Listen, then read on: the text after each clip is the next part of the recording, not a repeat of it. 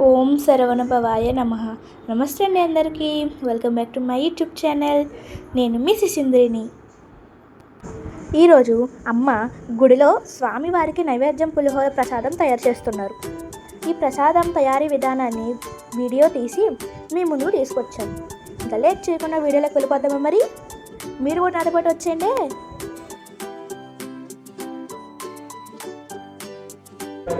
ముందుగా 2 కేజీల రైస్ని తీసుకుని శుభ్రంగా వాష్ చేసి రైస్కి సరిపడా వాటర్ని పోసుకుని స్టవ్ మీద పెట్టుకోవాలి. స్టవ్ మీద పెట్టుకున్నాక రైస్ ఉడికేటప్పుడే 4 టేబుల్ స్పూన్ ఆఫ్ ఆయిల్ అనేది యాడ్ చేసుకోవాలి.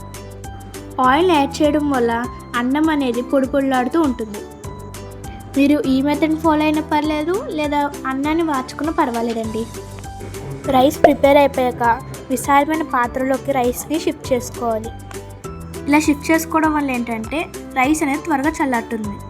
ఇప్పుడు రైస్లో తగినంత పసుపు, అమ్మ 2 కేజీలు పులిహోర చేస్తున్నారు కాబట్టి 2 టేబుల్ స్పూన్స్ ఆఫ్ సాల్ట్ అనేది వేసారు.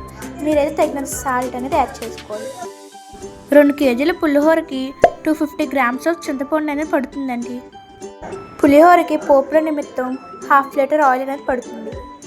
ముందుగా బాండిలో ఆయిల్ పోసి 1/2 కేజీ వేరుశనగ గుళ్ళు వేసి ఓ మదిగా వేయించుకోవాలి.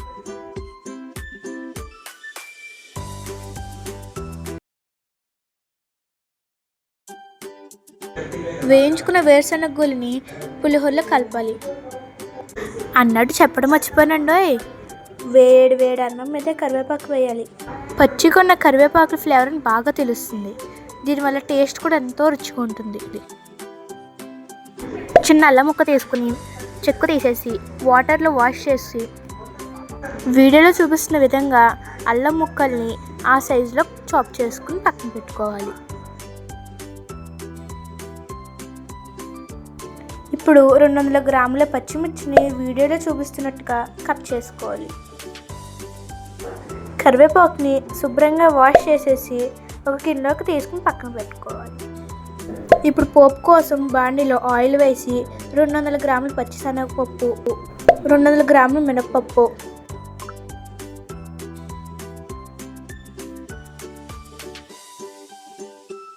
4 టేబుల్ స్పూన్ల ఆవాలు,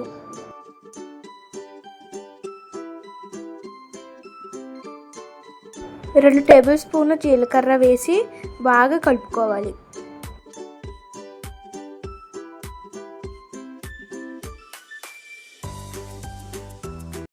ఈ పోపులో మనం తరిగి పక్కన పెట్టుకున్న పచ్చిమిర్చి, అల్లం అనేవి యాడ్ చేసుకోవాలి. వీటితో పాటు కరివేపాకు, ఎండుమిరపకాయలు కూడా యాడ్ చేసుకోవాలి. 10 నుంచి 12 ఎండుమిరపకాయలు తీసుకోవాలి. ఇలా బాగా కలుపుకోవాలి. సరిపడినంత ఇంగువని పోపులో వేసి బాగా కలుపుకోవాలి. ఇలా కలుపుకున్న పోపుని వేరే పాత్రలోకి తీసుకున్న అన్నంలో కలపాలి. మా ఊర్లో ఈరోజు వెదర్ చాలా ప్లెజెంట్గా ఉందండి. రోజు తెల్లవారుజామున స్వామివారి సుప్రభాతం మా చెవులు తాకుతాయి. అలా మా మైండ్ ఎంతో ప్లెజెంట్గా ఉంటుంది. ఇది చూసారు కదా, అన్నాన్ని పోపుల్ని చక్కగా కలుపుకోవాలి.